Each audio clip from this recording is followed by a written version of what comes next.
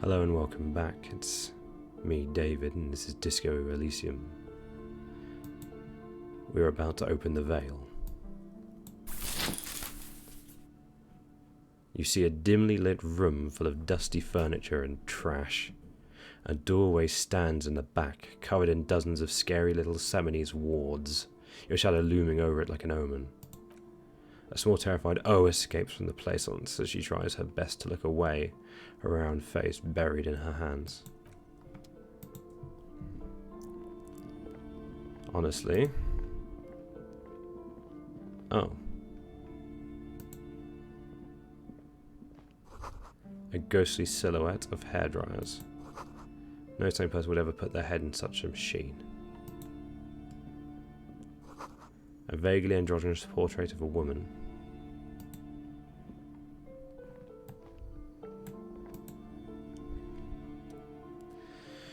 A heavy door with a missing handle stands before you, covered in dozens, if not hundreds, of Seminoles trinkets and charms. It appears to be locked. Oh. Okay. Why does that give me a... whatever. Unlock the door with the key. After exerting some force, you manage to turn the key. It's eerily silent. The door slides slightly open, leaving a draft of cold air into the room. You feel the tiny hair on the back of your neck rise up, as if someone's standing right behind you. An uneasy knot forms in the pit of your stomach. Open the door and enter.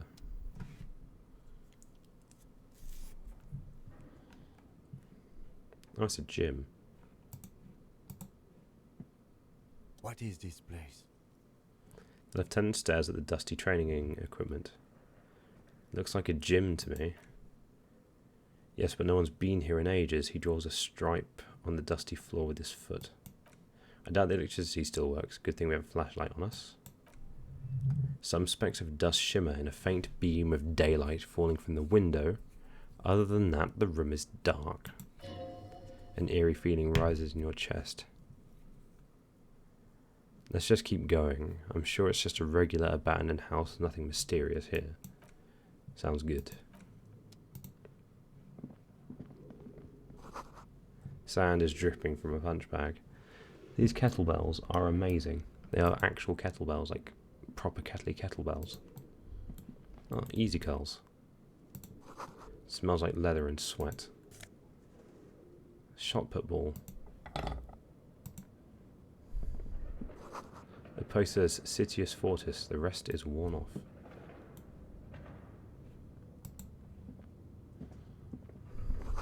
Worn out wall bars. They look unsafe. Barbell. A barbell lies on the floor. The colour has worn off its weight plates. It's 60 kilograms. Your triceps hum at the sight of these weights. Show the world what kind of beast it's dealing with. Lift them. There are no collars on the barbell. This is a safety hazard. Why does it feel so familiar?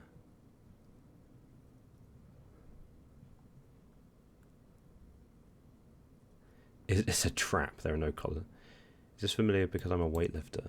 No, it's not that. It's the stale smell of rubber, the squeaky sound of sneakers, your bruised knee against the mat, and a whistle, then the feeling is gone.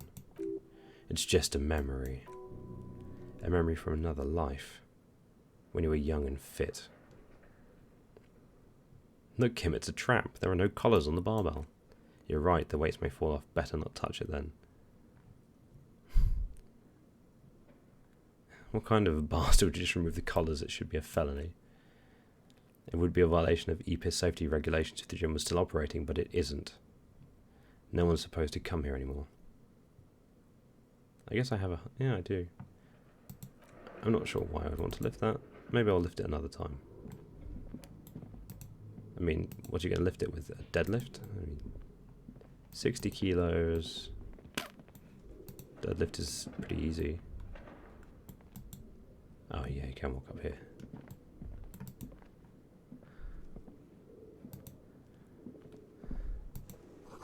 The wall is blocked by old window panes and debris.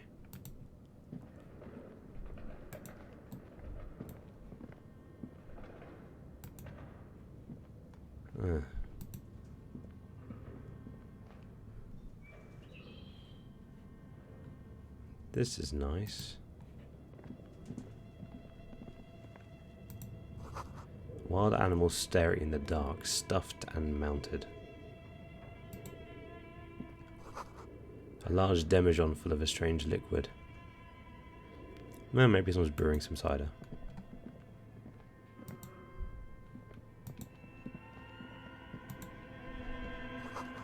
Airship rotors covered in spider webs, they remind you of blades. I think they are blades, technically. Also, absolute hellish bullshit. No way, man, that's gross. Don't autosave before I enter a room, it's not good. A naked mannequin torso, a strange yellow colour. Like money.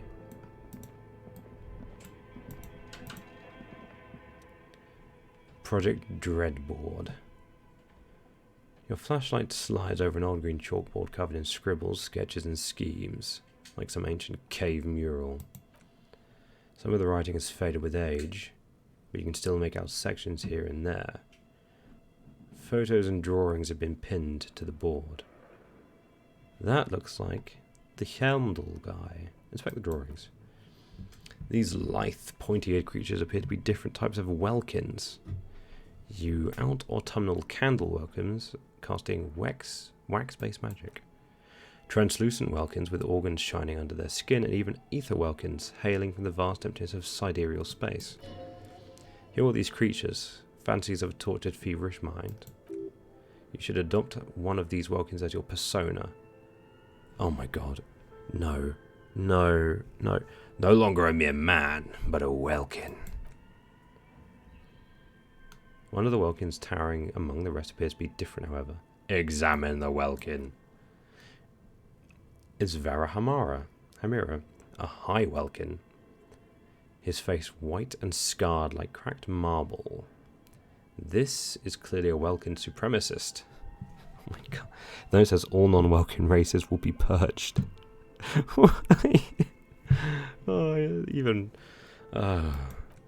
The Hulder, the Dvorg, the humans, and even the Headless Men, all of them purged. Imagine a world full only with Welkin, Green Welkin, Dread Welkin, and the High Welkin to rule them all. The Lieutenant can't help but comment. An inordinate amount of time has gone into drawing these Welkin creatures. One of them is a Welkin supremacist. Who are these creatures? Who drew them? Are they real? I have so many questions. This looks like concept art for a project. It's not really real. One of them is a Welkin supremacist. Political commentary. And that one has a great beard too. The Lieutenant nods at the Welkin's facial hair. Well, this has been educational. Let's move on from the Welkins. Inspect the photos. The photo collage depicts barren, icy landscapes wrapped in perpetual night. You see a permafrost and glacial landforms. Dead trees groaning under snow. Entire oceans have been frozen from shore to shore.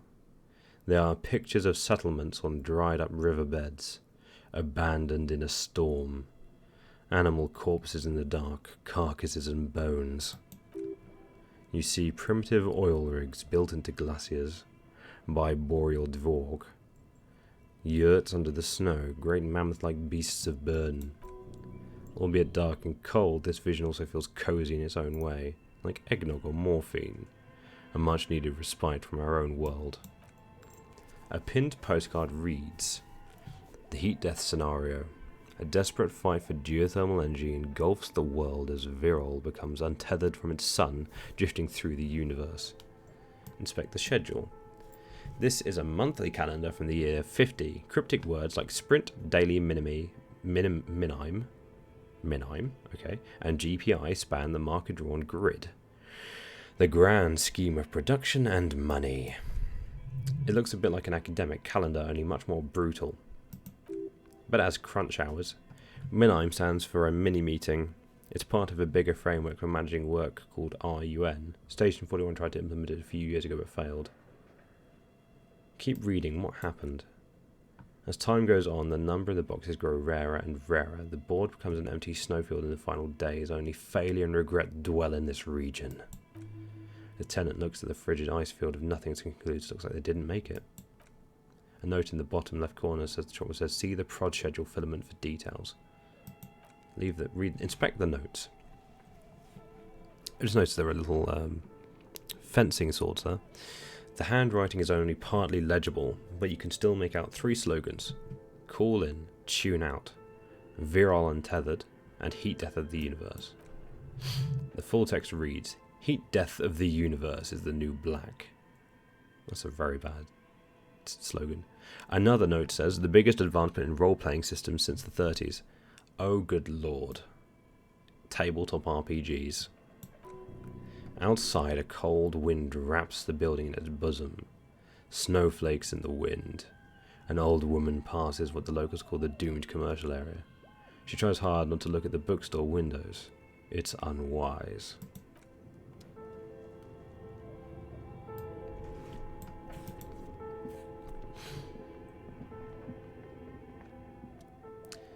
Mainframe.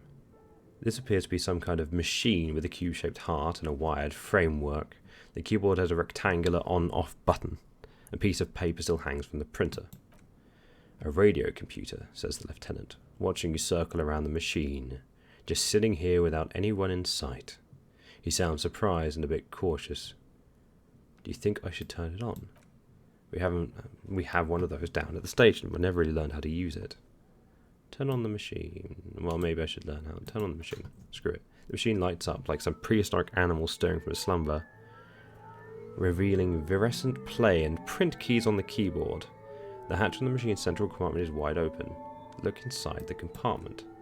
It's empty, like a beehive without its brood. Some cables have been left tangling disconnected. This is where the memory should go, Lieutenant notes, observing the machine. Leave. Blue velvet, soft to touch, moth-bitten. Scribbled across a notebook. Developers of the most advanced RPG in the universe. Frequency fireplace. This old fireplace is covered in lines drawn in blue and red marker. The mesh spreading over the stone like blood vessels and alabaster skin. It looks ghostly and strangely ancient.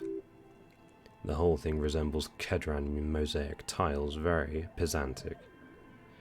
Hold on, how do I know what Kedran mosaic tiles are supposed to look like? History class. Students with their textbooks open, studying the roots of our civilization. Those aquarelle blue tiles look beautiful in the sun. What am I looking at? Radio frequencies, it seems. UKV 123.6, UKV 123.7, UKV 123.9. Some written notes too, sparse and cryptic. Radio frequencies for what? Unclear. It looks like a cardiovascular system split into veins and capillaries, very advanced. No, we're dealing with a broadcasting arrangement. This must be an elaborate piece of art. You think so? The web is comprised of radio stations, all lead back to one heart titled the Game Master frequency. A note says this one can listen in on any station it wants. Looks like a surveillance program. Wait, who's the Game Master? Someone very important. The leader of a massive on-air game built by these people. A conductor for hundreds of story threads that pass the Game Master's frequency. If it's a game, then who's playing it? Whoever decides to call in to a call-in station, it looks like. A list of names under the station suggests people across 6 isolas were playing. Mundi, Insulinda, Katla, Grad, Samara, and even Ilmara. There's no way a little basement studio working here could pull anything like this off. My god. The lieutenant leans closer, his finger tracking the maddening rhizome. It's as if the less money they had, the more ambitious their project became. Why do you say that? The schedule, he nods at the calendar on the chalkboard, wiping his marker-stained fingers clean. I know doom when I see it, the company was running out of funding. What else? Squint at the lines. Nothing, it's just lines on marble, an echo from times long gone. No one has used the fireplace in ages. Okay. What do you think is going on with that computer, chalkboard, and fireplace? It's just a failed business. The only question is, what the hell are they making? Yes, that is the question. The lieutenant takes a step back, steepling his hands. It looks like one of those popular pen and paper role-playing games, only these people were trying to automate it, make it work on radio computers. Has anyone ever done this before? Not to my knowledge. They make automated games in Grad, Messina, Koningstein, you know, place with industry. Not in Revachol West among the ruins. But I don't think anyone has attempted to create an intersolary game before. We just don't have that technology. How are they planning to do it? Through call-in stations. He nods at the fireplace. None of the players have to be physically present. Anyone in the world can participate in the game as long as they have a two-way radio. Then there's the game master frequency that listens in on the smaller call-in stations. I think that was supposed to coordinate the stories, functioning as a master of ceremonies of sorts. His fascination has swept aside other concerns for the moment. He's a little hooked. He's a nerd, and this was a role-playing game. Indeed, those Vulcans are a dead giveaway. He pointed to the chalkboard. Role-playing people love that stuff. The world looks like a modified version of the Varel board game, with heat death thrown in. Super cool. Someone should give him millions of real immediately. This game is too good to be left unfinished. Well, I'm not sure about that. What do you think happened to the company? No idea, they stopped filling on the schedule on the chalkboard. Wow. Indeed, it's ambitious and untethered from reality, but the lieutenant tilts his head thinking.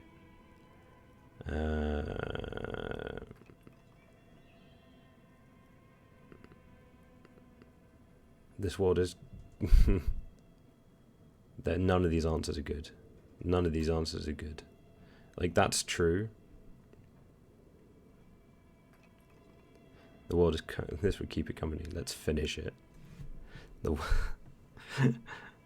That's a really stupid thing to say. But I like the sentiment. I don't think they were insane. It's just funding. The world is cold and lonely. This would keep it company. Let's finish it. A half smile breaks down his face. It's too late for that, I'm afraid, he says, looking around the derelict room. The pipes howl and a rat crosses the floor. Okay, he concludes. Let's keep moving. Now, there's a whole load of areas to investigate. Oh, this leaves. That wasn't what I wanted.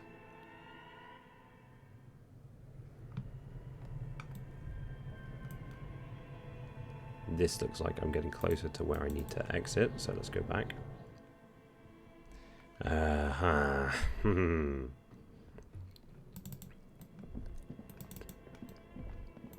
Let's head back this way.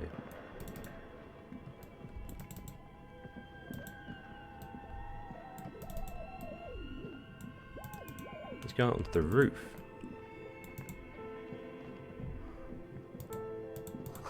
The floorboards creak. Shoes in a puddle of melting snow. Does someone live here? Ah, postcard.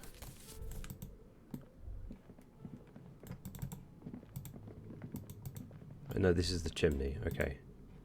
So that's the chimney where I'm supposed to look for a woman.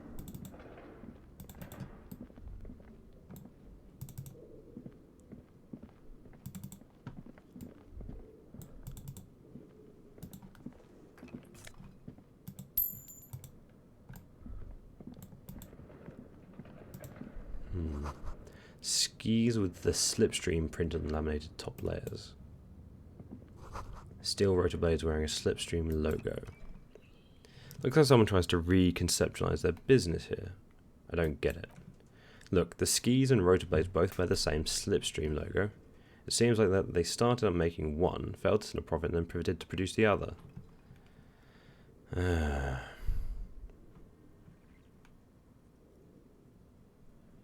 the question is, which did they start with and which did they pivot to? That's a good question. That's just speculation. We don't know anything for sure. Not quite. You do know that there's something unusual about this company's business model. Well, that was fun. Production schedule filament memory. Guess we can find out now then.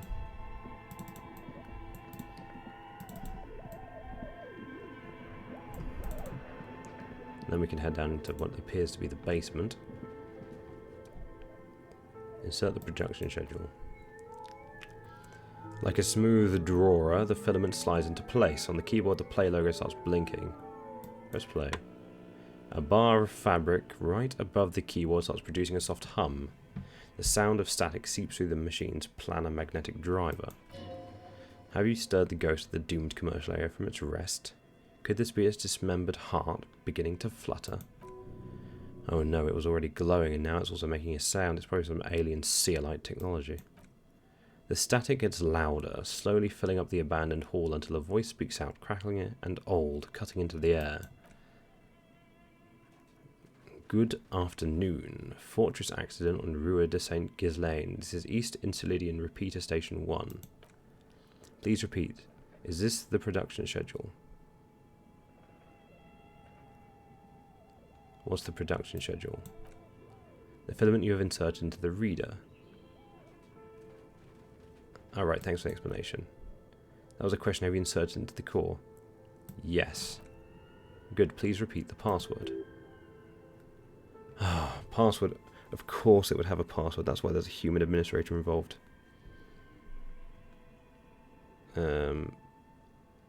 Password, I'm really bad at passwords, can you give me a hint? No. A hint system is not part of the protocol for repeater stations. I don't know the password. Received, I will register this login attempt. That sounds bad, a login attempt, something a criminal would do. Don't worry, passwords are a way of turning up sooner or later. Fortress accident, is there anything else I can do for you today? That's all for now. Thank you and goodbye. The old lady's voice disappears along with the static. Leave. Now, I might have to read those boards over again.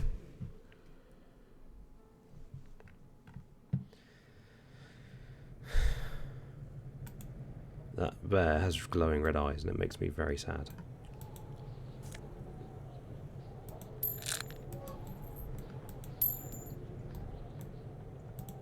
The wind howls in from the coal chute above.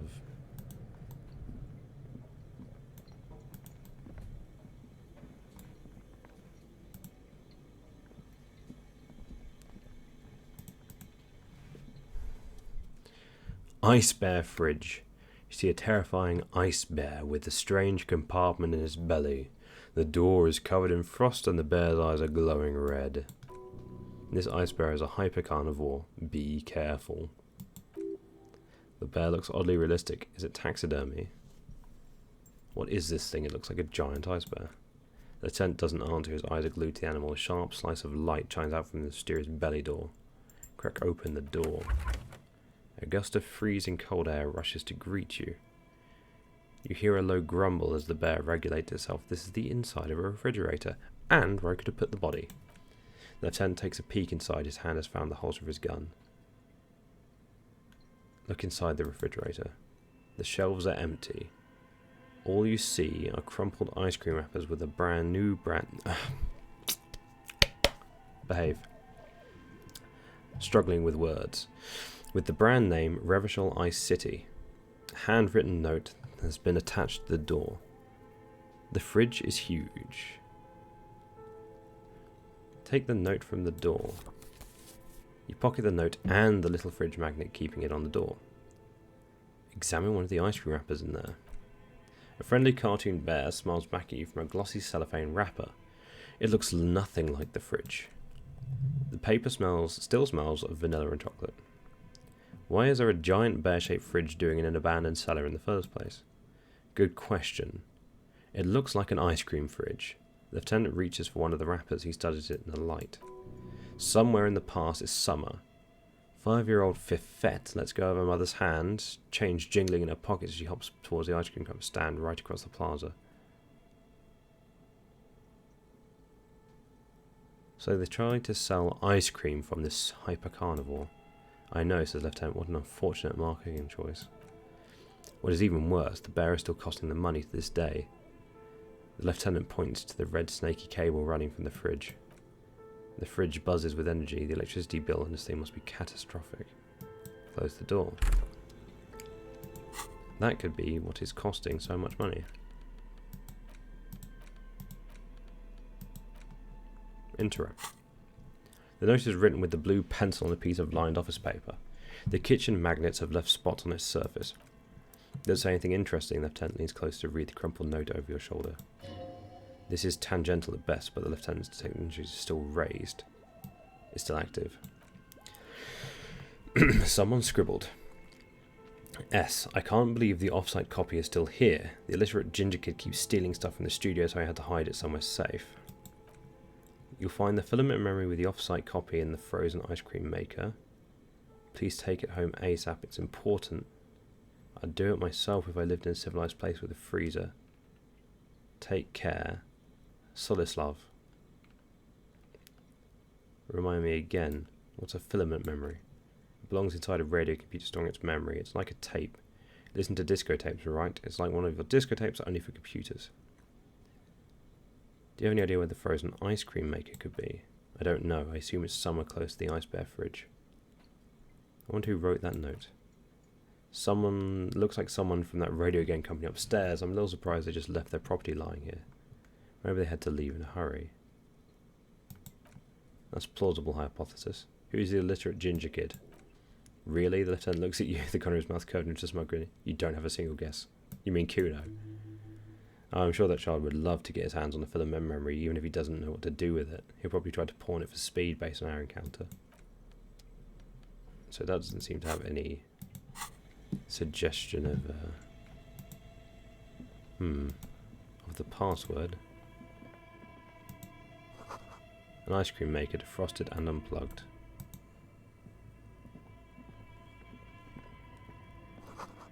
The flashlight casts a strange shadow. There's a hidden doorway here.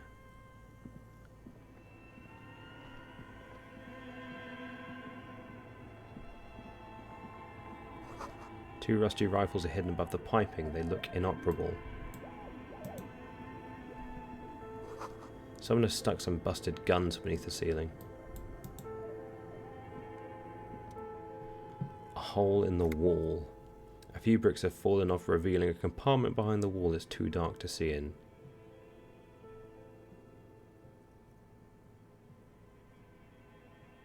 Where are we? Seems like an old bunker from the Revolutionary period. Look at all those rifles. He points up at the rifles under the ceiling. Must be an old weapons cache. Look, there's a hole in the wall. Shine light on the hidden compartment. There is, yes. And there also appears to be something inside the hole. Interesting. Do you want to take a look? Okay, I do. Your hand reaches deep into the darkness in spider webs. Rummaging around, you find rusty rifles hidden away. Inspect the rifles. Most of the rifles are rusty and inoperable like the rest, but one catches your eye as a bolt-action model with a fine wood stock. In better cosmetic order than the others. Oh, so help me if I've stumbled onto an actual clue. This one looks nice. Take the rifle. An old Bell McGrath from the Revolution. The lieutenant notes with approval. His eyes are gleaming. Seems to no longer be functional, but still a beautiful thing in its own. Could the word or weapon we're looking for be similar? It's the same type of weapon, yes. A breech loader. An interesting coincidence that we should find something so similar, but I'm afraid our search for the real murder weapon must continue. What does this mean? A rifle here? It means there are firearms, albeit inoperable, still lying around in Martinez. It's an interesting coincidence, I would say. Might come in useful in the future. He likes this find.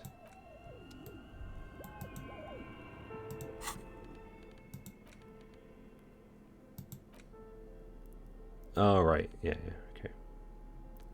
4-shot bolt action military rifle with a wooden frame. Well, that was meretricious.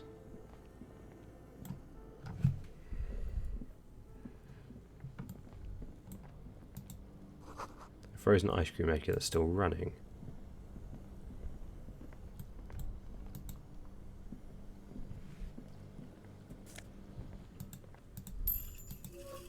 Why didn't I find this earlier? Try to crack open the lid. You slip your fingers onto the frozen lid, but the ice is too cold for you to get a good grip. A pry bar would come in handy here. If you want to try it again, you need to have the pry bar in your hand, detective. Meh. Okay, fine. What I don't want to do is turn it and grind the memory core up.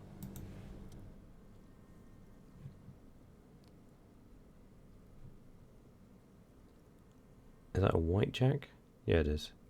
An electric freezer that appears to be frozen shut. Let's give it a roll. The ice squeaks beneath the pry bar. You think you've got the bar jammed there pretty well, but the lid simply won't budge. What is this? You see the pry bar's metal handle bending right before your very eyes.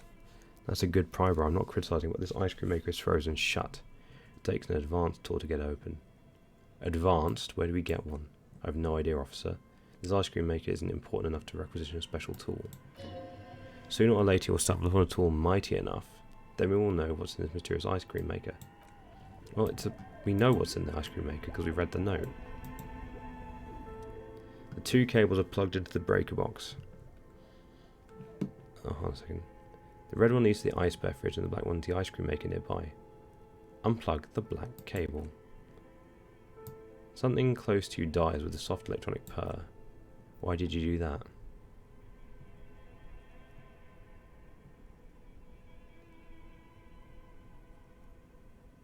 I don't know why I unplugged it. I do things without any reason. Lieutenant raises his eyes, doesn't say anything. That actually to me well now has one cable missing. Leave.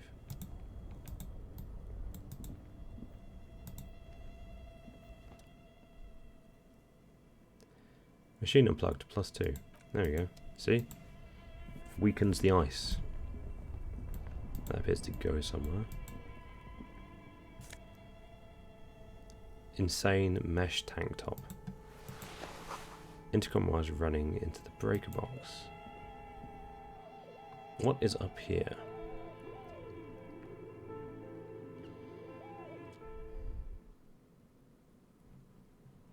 Ah. Useful. There you go. Very useful.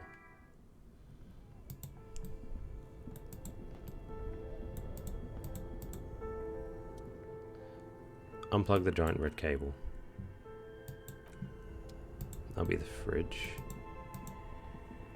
And maybe I'll be saving the business some money, so maybe it can actually function. Which actually might be a good part of the incumbent cost of working there.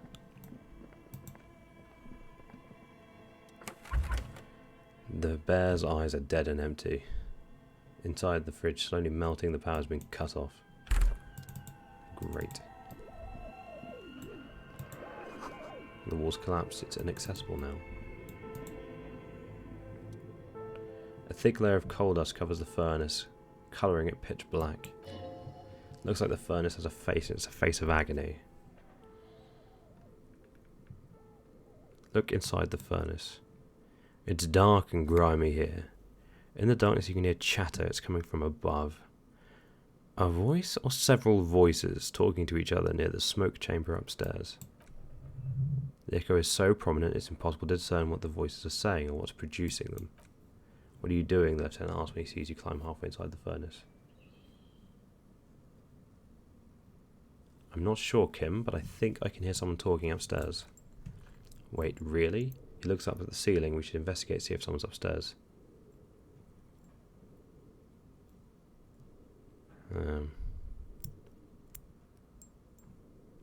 Yeah. A dehydrating hungover throat could produce a little more than a dry croak. A lifetime of smoking and drinking will do that for you. The chatter from the chimney continues on as before. You seem to have made no impression on whatever's up there. Whoops. Then again, maybe it's worth actually trying something up there.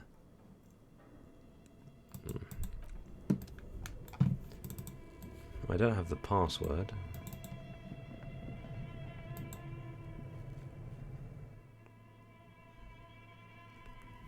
I don't think I can guess either.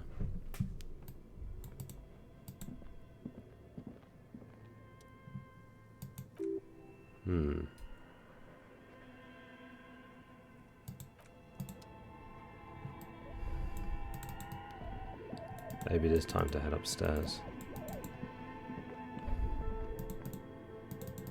It links directly to here, so... An iron safety curtain curves before your eyes. Folded like a bellows, it covers half the room, blocking the way into a colossal industrial chimney. This must be where the entity lives. This is directly above the central furnace in the cellar. The voices probably came from here. Hello, I yelled, but it didn't work. Again, your voice becomes a raspy croak mid-sentence. It's silent in the abandoned office building. No one answers you. So, may we suggest something? Think of yelling into the furnace as a grand performance. Use your chest voice, not your head voice. Sing from the diaphragm. Perhaps it's not such a bad idea. Try it again, son. Oh, cool. Well, I mean... Alright. I will go downstairs and do what I did before, but speaking from here as opposed to from here, and then we'll see how that goes.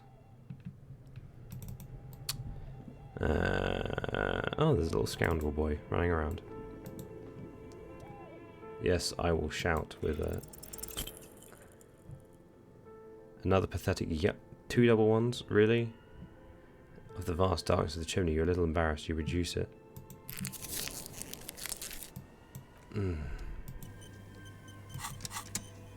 Honestly, I should just put on this and be better at shouting.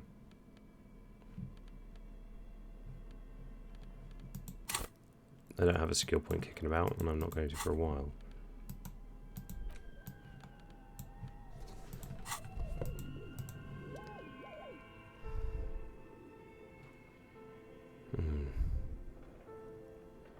Kick it with your foot. Oops. Oh.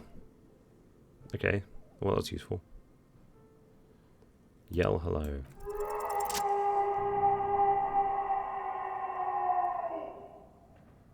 Okay, well that worked. Something breaks loose in you. A mighty bellow echoes throughout the chimney's depths. The chatter of tiny voice above suddenly ceased then. You hear a woman's voice answer. You've awakened the entity. Hello, are you there? Speak to me. Hello? Did you say anything? I can't hear you. Please come upstairs. There's an empty bedroom on the second floor. I'll open it. You hear a low rumble upstairs, the sound of a curtain being pulled aside. Tent nods, then points upstairs. After you, officer. Oh, better take off this wife beater. Put a real shirt on.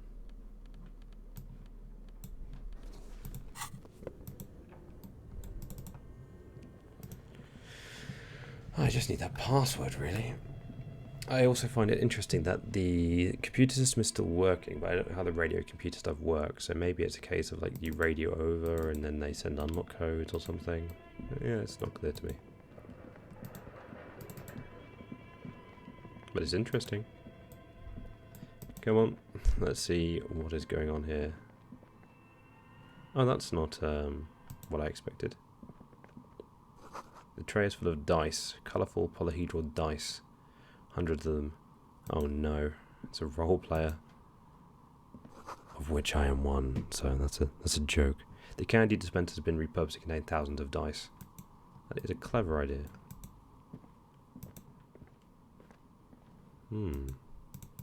Maybe she saw something, actually.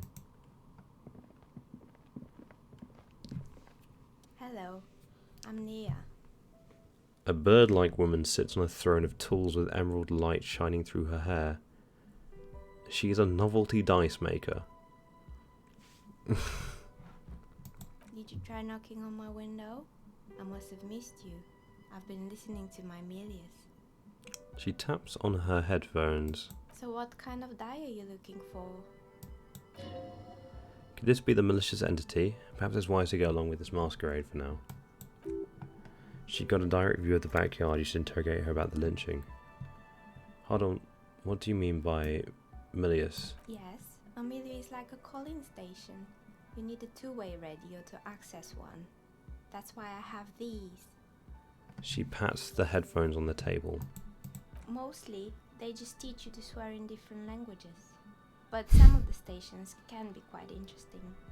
I was so absorbed, I must have missed you knocking. Why are you asking me about dice?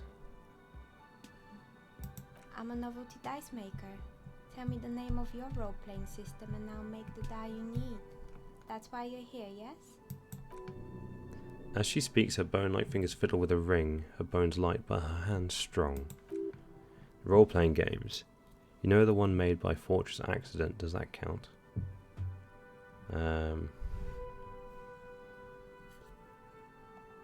Sure, I like role-playing games, I need some dice. Very good. My rate is 10 real per set, unless you want something really unusual. Take a look around and see if there is any particular stone you want to use. Oh, they're actually made of stones, okay. The walls around her are covered with rows of precious stones and minerals. It almost looks as if the stones and dice were an actual part of the room, growing out of the shelves like stalagmites. No falsehoods are present. She's a lovely dice maker and doesn't have anything to hide. Ask what you need. What do you know about the man who was lynched behind the whirling in rags? Nothing really. I didn't know him. Who cares about the dead body? We might be dealing with a malignant entity. The tent looks at his notebook when the woman under the large window. Your window looks directly onto the courtyard. You're saying you didn't see or hear anything unusual last Sunday evening. I'm sorry, detective, but as you know, I usually have my headphones on when I'm working. It shuts out most of the daily ruckus behind my window. What do you mean by the daily ruckus? Well, there's always something going on in the Whirling's backyard. So he stops to try and come up with an example. During daytime, there are usually those kids. And lately I've been seeing a lot of drunk workers hanging about. Must be because of the strike. She's heard of the murder, but did not see it, sire. She looks up at the window. Pale light comes in, but I never saw anyone during the fateful Sunday night. I'm afraid. Do you often work Sunday nights? It's an odd profession making dice for people, but I like it, and I prefer doing this to sitting at home. And you never took your eyes off the work to look out the window. I might have, she admits, but in this case all I would have seen is my own reflection staring back from the darkness. It's light here, but dark in the yard at night. It's really hard to make anything out in the yard when it's dark outside. Besides, I rarely get up and look out the window when I'm in the zone. I see, thank you for your answers.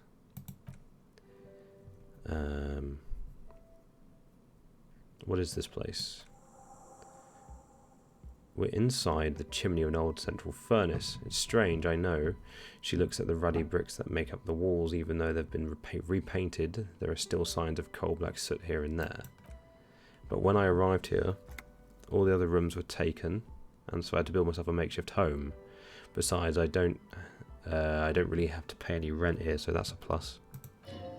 Plaisance was right. There's an entity living in the chimney. You should ask her about the curse. Creative, the lieutenant looks around the spacious room, ceiling fade into above.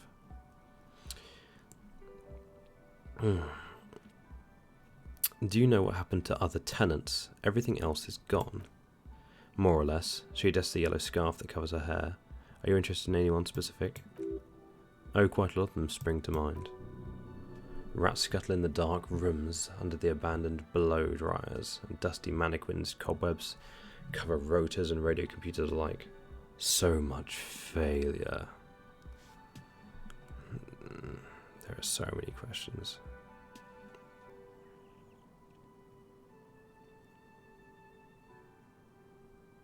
Actually, I had other questions. I'm going to resume this next time because I think we're getting quite deep into it and there's a lot of questions to ask, and my voice is starting to actually begin to fail because, believe it or not, probably what you've been watching over the last 8 weeks was all recorded today.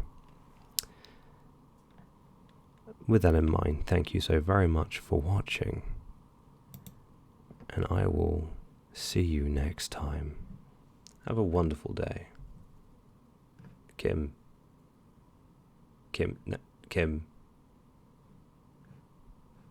it's not the time, Kim.